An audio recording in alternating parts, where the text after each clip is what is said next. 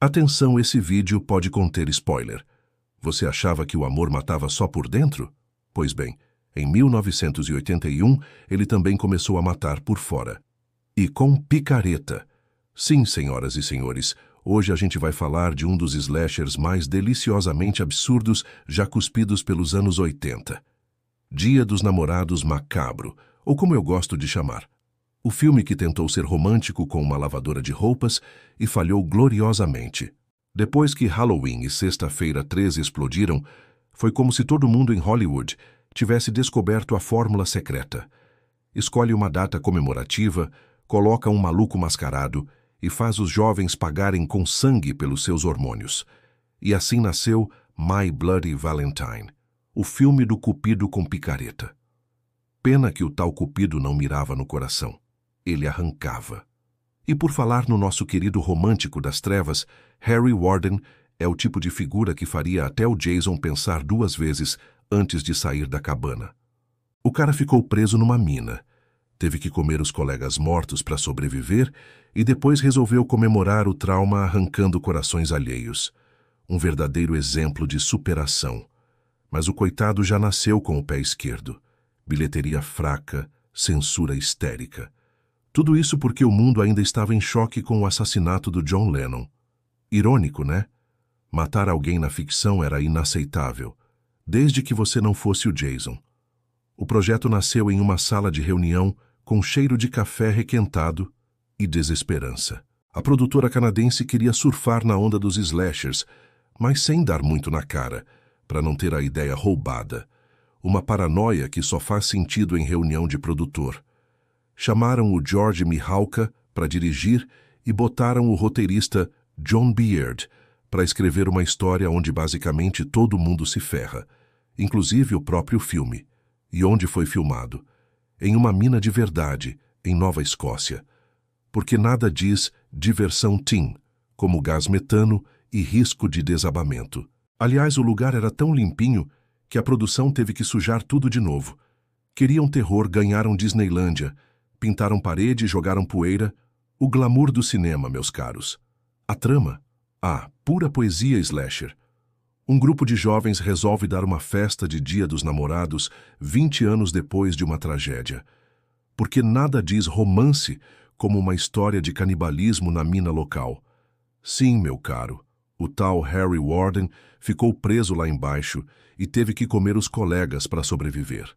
É o tipo de coisa que a gente conta no jantar da firma, não é?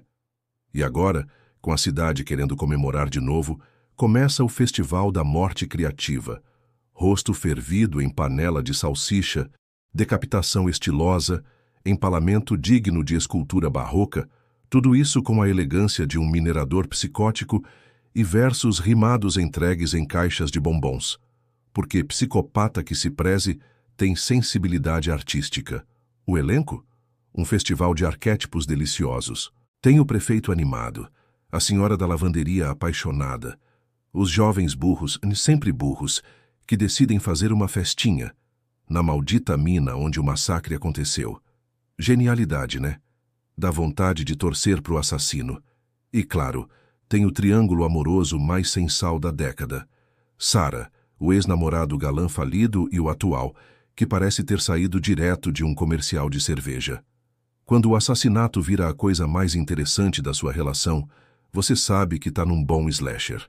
Agora segura essa. A versão que foi pro cinema teve 5 minutos de gore arrancados. O resultado foi uma versão tão comportada que até a vovó podia assistir. A censura simplesmente meteu a tesoura nas melhores mortes. A cabeça degolada, o olho saltando, tudo censurado. E sabe o que é pior? Só liberaram essas cenas anos depois, quando a fita já tinha virado cult.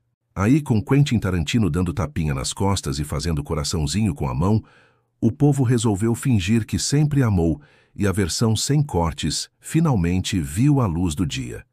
E o final? Tem revelação, perseguição na mina e aquela tensão fake de quem será o assassino. Vou te dizer, até que engana direitinho. Não vou dar spoiler, mas digamos que a revelação final é melhor do que a da refilmagem 3D que fizeram em 2009. Aquela sim foi uma tentativa de reviver o filme, que mais parecia sessão de tortura em realidade virtual. E mesmo com todos os tropeços, Dia dos Namorados Macabro é uma joia mal lapidada. Um filme que mistura romance, mineração, assassinato e poesia de chocolate em um pacote sangrento e irresistível. Se você nunca viu, veja. E se viu na versão cortada, procure-a sem censura. Porque um coração partido todo mundo já teve. Mas um coração arrancado e jogado numa caixa de bombons? Ah, isso é arte. Se um dia receberem uma caixinha misteriosa no Dia dos Namorados, cuidado, pode não ser chocolate. Ou pior, pode ser chocolate com um recheio surpresa. Curiosidades. O filme foi rodado em Sydney Mines, Nova Escócia, em uma mina real que havia sido fechada em 1975. As filmagens no subterrâneo foram desafiadoras devido ao espaço limitado nos elevadores e à necessidade de controlar a iluminação por causa dos níveis de metano, o que tornava o ambiente perigoso. Para criar a atmosfera sombria original da mina, a produção teve que pintar partes do local, que havia sido limpo e estava com aparência colorida e limpa, que parecia a Disneylândia. A identidade do assassino foi mantida em segredo para o elenco até o final das filmagens, para garantir uma atuação ambígua e manter o suspense. O personagem Harry Warden, o minerador psicótico, não é o assassino real do filme, pois ele morre anos antes dos eventos principais. O verdadeiro assassino é... Vá ver o filme, porra! O filme tem uma forte ligação temática com o Dia dos Namorados, mas com um tom sombrio e vingativo, o que o diferencia de outros slashers da época que focavam em datas como Halloween ou Sexta-feira 13.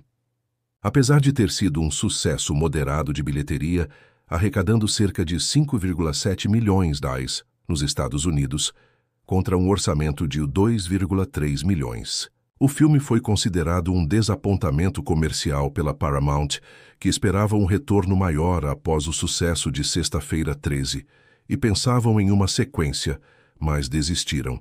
Em 2009 foi lançado um remake do filme que manteve a premissa básica, mas alterou alguns elementos da história e dos personagens, tentando atualizar o enredo para um público moderno, incluindo mudanças na personalidade do personagem Axel e no mistério sobre o assassino.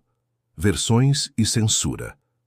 O filme original sofreu cortes significativos para obter a classificação indicativa R nos Estados Unidos, perdendo cerca de 9 minutos de cenas violentas e gore. A Motion Picture Association of America, MPAA, exigiu cortes em praticamente todas as cenas de morte para evitar uma classificação X, o que levou o filme a ser cortado em pedaços, segundo o produtor Dunning. Entre as cenas cortadas estavam sequências de violência explícita, como a mulher empurrada para trás em uma picareta, o corpo mutilado de uma personagem chamada Mabel e cenas gráficas envolvendo o personagem Happy o Barman, que era perfurado por uma picareta e arrastado com o globo ocular pendurado. A versão britânica exibida nos cinemas restaurou o final, mas usou uma cópia derivada da versão americana cortada, contendo uma cena adicional de um braço sendo arrancado que não aparece em outras versões. Em Singapura, o filme foi editado para receber classificação PG para VHS. Em 2009, a Lionsgate lançou uma edição especial em DVD e Blu-ray que restaurou cerca de 3 minutos de cenas cortadas, apresentando uma versão mais próxima da original, com efeitos gore intactos e cenas que haviam sido removidas para a classificação R. Em 2020, essa versão foi remasterizada em 4K pela Shout Factory, e em 2023 houve um lançamento em 4K Blu-ray. Ainda assim, segundo o diretor George Mihalka, algumas cenas originais ainda não foram localizadas.